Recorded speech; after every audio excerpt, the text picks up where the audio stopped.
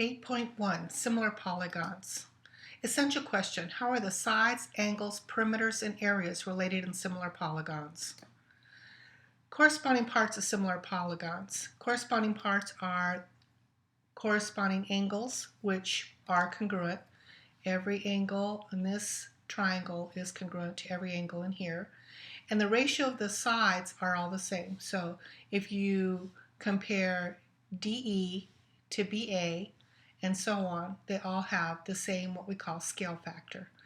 This is the same thing what we saw with dilations when we were looking at transformations. When one triangle is dilated to another, there is a scale factor associated with it. Let's take a look at this problem and try to find the scale factor for these two similar polygons. Now, the similarity symbol looks like this. Notice how it's different from the congruent symbol, and it means that all angles are congruent and all sides are in the same proportion. All right, so let's go ahead and find the scale factor. So I know RS, which is the first two letters of this triangle, will be to the first two letters or the side, and that'll be the same as the second two, very similar to what we did with congruence, but now that it's a ratio.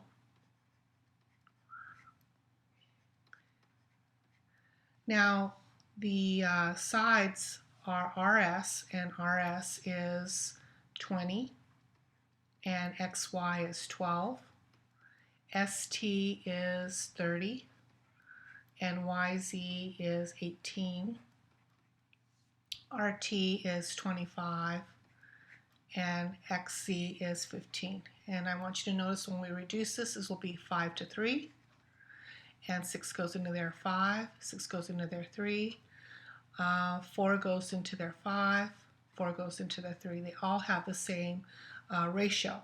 So we say that the scale factor is 5 to 3. You only needed one pair of corresponding sides to do that, but I did show you all three.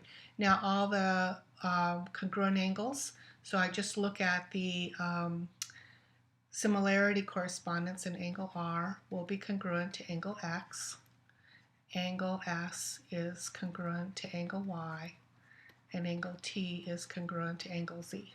And I've really already written the corresponding sides when I did it up here in red. And that is called the statement of proportionality. Okay, your turn. Try to figure out the scale factor, list all the pairs of congruent angles, and write the ratio of the corresponding sides. Stop the screencast.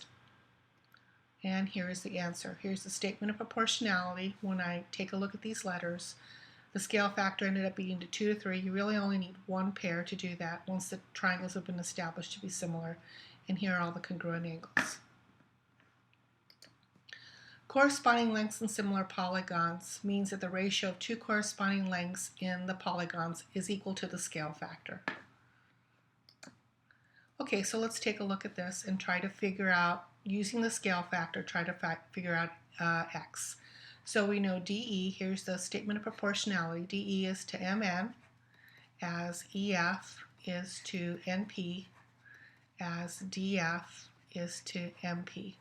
Let's go ahead and put some numbers in. DE is 15 and MN is 18. I'm going to go EF, which is X, that's what I'm looking for, and NP is 30.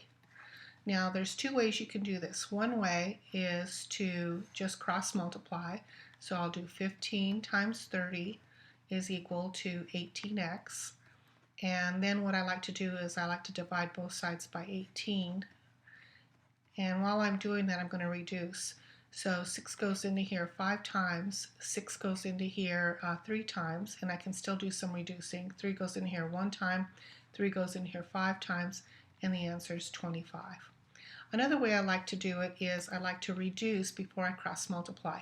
So 3 goes into here 5 times, 3 goes in here 6 times, and then I take a look and I'm saying what number times 6 makes 30? So, and I know that number is 5. So if I multiply the bottom by 5 to get the 30, I must multiply the top by 5. And so I get x equal to 25. So these are two strategies to help you with proportions. You can do the cross multiplying, or you can reduce if possible, and then take a look at making the fractions equal to each other. All right, let's take a look at this problem. The triangles are similar, so I've already written out the corresponding proportion. And I also know that the altitudes have this same ratio, so I wrote this down. I know that TR, which is 12, and XZ, which is 16, is equal to the same proportion or same ratio of the altitude, which is X, what I'm looking for, and 20. I've decided to take a look at reducing 12 over 16, and I noticed that all I got to do is times by 5 to get the 20. I'm going to times the top by 5, and then the answer is 15. All right, your turn to try to figure out the value of X or Km. Stop the screencast and see what you can do. And here are the answers. Notice I write the statement of proportionality, I substitute. You can either cross multiply, reduce, and then figure out the answer, either way. Okay, let's take a look at the perimeters of similar polygons. So what this is saying is that the ratio of the perimeters is the same as the ratio of the corresponding sides. Let's take a look at a problem in which we do this. We have an Olympic pool that is 50 by 25, and another pool is similar in shape and its length is 40, and we'd like to find the perimeters of the Olympic pool and the new pool. Well, the Olympic pool, so I'm going to call this the large one, is going to be 25 plus 50 plus 25 plus 50. So altogether it's going to be 150. And the question is to figure out the perimeter of the small. So what we've been told by the previous slide is that the perimeter of the large over the perimeter of the small is equal to the side of the large over the side of the small. And so I'm going to write 150 all over perimeter of the small, and I'm going to relate corresponding sides. So I'm going to write 50 over 40. Now I'm going to reduce this fraction right away, and I can see that I have a 5 up here, and to make it 150 I'm going to have to multiply by 30, and that means I'm going to multiply the bottom by 30 to get the perimeter of the small, and so the perimeter of the small will be 120. Notice that I got the perimeter of the small and without me having to find the missing side. All right, your turn. See if you can find the perimeter of gazebo A. Stop the screencast. Now here's the answer.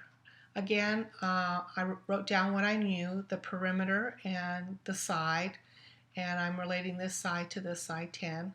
These are the things I know and I don't know, and I set up my proportion and I go ahead and solve and get the perimeter. Okay, let's move into cake right here.